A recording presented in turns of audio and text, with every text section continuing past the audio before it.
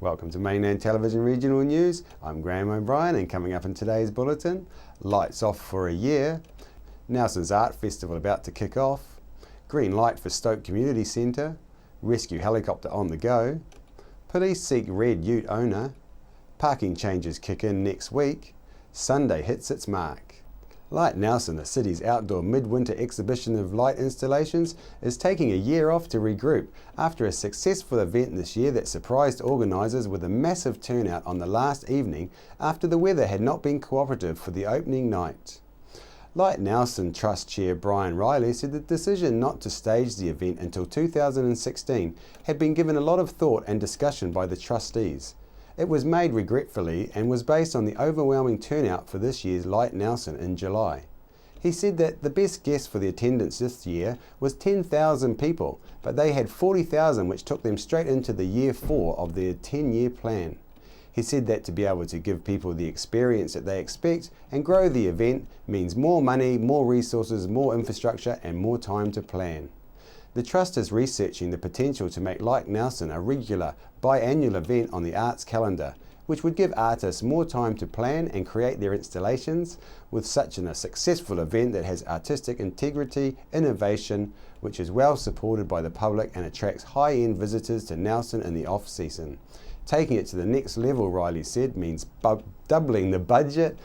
So now Light Nelson is talking with their benefactors and major partners, including Nelson City Council. There are several ways the Trust would like to see Light Nelson develop.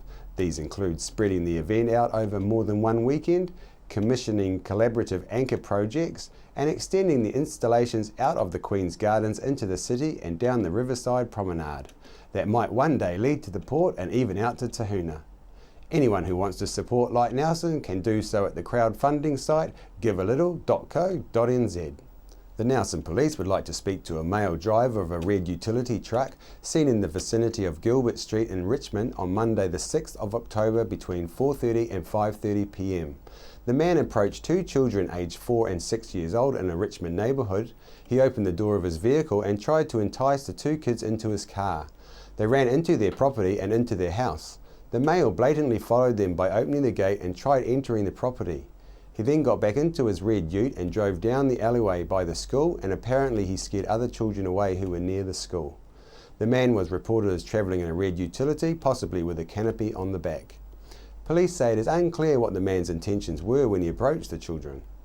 If you are the man or know who the driver of this vehicle is, it would be appreciated if you could contact the Nelson Police.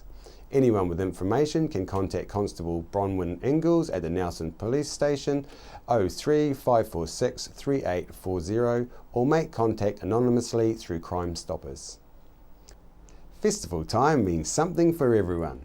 This Thursday kicks off the 10 days of the 20th anniversary of the Nelson Arts Festival at Founders Park with a 10-minute visual treat of light projections onto the windmill, which will continue every day of the festival at 9 p.m. Friday brings on the hugely popular Mask Parade, one of the largest walking parades in the Southern Hemisphere.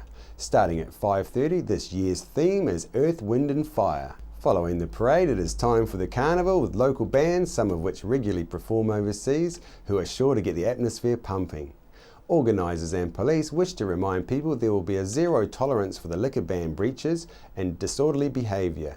We want to ensure that people get to and from this event safely and enjoy themselves while they're here. Road police will be running checkpoints and any driver stopped can expect to be breath tested, says Sergeant Mike Wardell of Nelson Bays Police. Arts Festival Director Sophie Kelly says we are asking that people respect the fact that this event is for the whole community to enjoy. If in the highly unlikely event that Nelson has heavy rain, the Mask Parade will be held on Saturday the 18th of October at 5:30 and the carnival will be cancelled. We went out to the Nelson streets to ask people if they had booked tickets to any of the shows yet. Arts Festival is beginning next week. Have you decided what you're going to see? No, not yet. I've had a look at some of the stuff online, but I haven't decided on particular shows yet. We're going to come and see the Winds of Time at Founders Park here. I'll probably go to the mask parade because I'm training to be a school teacher, so it's quite important to me. Yes, I definitely have. Going to see Open Souls. Yes, I have, yes. I'm going to see a piece of theatre at the Suter Theatre, and it's a collaboration with a Serbian theatre company and a New Zealand theatre company. Have you booked early bird seats or are you relying on door sales? No, I haven't booked anything yet, but I'm really looking at quite a lot of the free shows and things like that. I really want to see something there. It looks like it's going to be really good, but I just don't know exactly what yet. Just open door sales. It's free, I think, this one. So we're just going to come on down, weather dependent with little kids. So, yeah. I booked early birds tickets for sure. You may as well. It's cheap. A step forward has been taken for the proposed Stoke Community Centre, with Nelson City Council approving the appointment of a project manager for the proposed Stoke Community Centre at last week's full council meeting. Council staff are now underway with a tender to appoint the project manager to oversee the development of the concept plans for the new facility. Council drew on extensive community feedback when they met to make decisions on the scope of what the facility should include and the project time frame. Deputy Mayor Paul Matheson said Council will work with the community to develop a concept design that will meet the needs identified and is affordable. He said that the people of Stoke are consistent and united about what they want from the new Green Meadows Community Centre. They want a multi-use, flexible facility for sport and the community, which is used 7 days a week and carefully sited to avoid losing green space. The feedback has given Council clear direction for the project. Yesterday's decision to progress the appointment of a project manager is another step towards creating a facility that the Stoke community can be truly proud of. The Nelson Marlborough Rescue Helicopter has again proven its worth over the weekend after having a busy week. A woman aged in her 80s was airlifted around 4 p.m. Saturday by the Nelson Marlborough Rescue Helicopter after she fell and dislocated her shoulder at a function near Clarence. She was initially treated by ambulance crews before the helicopter intensive care paramedic arrived. Once stabilised, she was flown to Christchurch Hospital Emergency Department for further assessment. On the return flight home to Nelson Base, the helicopter was diverted to State Highway 65 near Murchison around 7:30 p.m. that evening for a motor vehicle accident between a utility vehicle and a truck. On arrival, the sole occupant, a man in his 50s, was still trapped and had to be extricated by the New Zealand Fire Service crews. Once removed from the vehicle, he was treated by the helicopter intensive care paramedic for head injuries and flown to Nelson Hospital Emergency Department for further treatment. The following day, a Picton paraglider was rescued after a traumatic flight carried him around 30 kilometres off course on Sunday. Nelson Marlborough Rescue Helicopter began searching for the man around 7 p.m. after he failed to return from an afternoon flight near Picton. The pilot was carrying a handheld UHF radio which enabled the helicopter crew to pinpoint his location. He was located in Port Underwood after high winds and turbulence blew him some distance. The man was assessed by the paramedic after a heavy landing in a paddock, but was feeling only a little worse for wear. And finally, the Nelson-based helicopter rescue service attended a 30-year-old man who suffered an electric shock after the mast of his boat struck power lines at the Outward Bound School in Marlborough Monday afternoon. The injured man from Masterton, Ricky Titau, was also the partner of an Outward Bound instructor who lives on site at Anikiwa. Had been manoeuvring a boat out of the water when the mast struck overhead lines. Outward Bound School Director Rob McLean said a staff member performed CPR, after which Mr Titau was responsive and able to speak. The Nelson Marlborough Rescue Helicopter, which airlifted Mr Titau to Wellington Hospital, said he suffered serious injuries and that the quick actions of those locals close by made a significant difference to the outcome of the injured man. He was last reported to be in a stable condition in Wellington Hospital. Parking rules in Nelson are about to change from Monday the 20th of October until 6th of April, with the first hour of parking remaining free in all areas, however a ticket must be displayed. Also, there's an increase in fees to $1.50 per hour after the first free one. And the Warden Patrol increased from 8 a.m. to 5 p.m. So we went out and asked some people in Nelson what they thought of the new parking rule changes beginning next week. What do you think about the new parking rules beginning 20th of October till the 6th of April? It's fair enough that they're they're trying to encourage more people into the centre, but I've never had a problem with the parking rules here because the parking is cheaper than almost any other centre in New Zealand.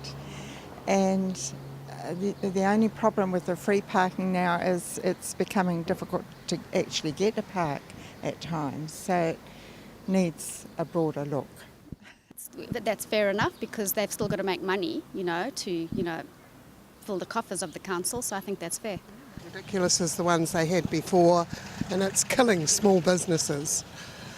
I think that's good. I think sometimes it can get a bit busy. It'll get more busier with the free parking. I think it's a bit unfair because if you have to display that ticket for the first hour and it's free anyway, then you're going to run into a bit of trouble. Either have a ticket or don't. And the increase is just a bit cheeky considering the free parking recently has attracted so many people into the city.